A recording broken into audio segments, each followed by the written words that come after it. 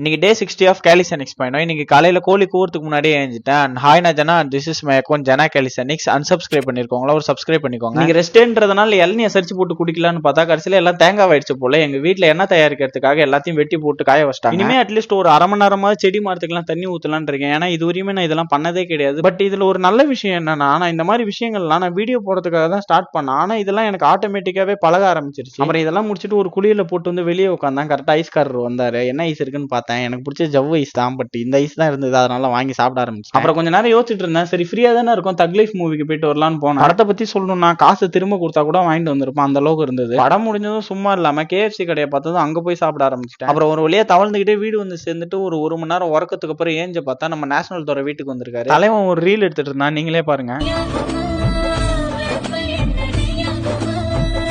இதுக்கு மேல அந்த பாட்டை போட்டோம்னா காவல்துறையே வீட்டுக்கு வந்து பிடிச்சிட்டு போயிடுவாங்க. இன்னைக்கு பெரியப்பாக்கும் பெரியமாக்கும் வெட்டிங் டே, அதனால நைட் அங்க கிளம்பி போயிட்டேன். நாளைக்கு அப்புறம் கசின்ஸோட வெளியே போய் பேசிக்கிட்டே சாப்பிட்டு இன்னைக்கான நாளை முடிச்சுக்கிட்டேன். நாளைக்கு ஒரு புது வீடியோல பார்க்குறேன். பாய்.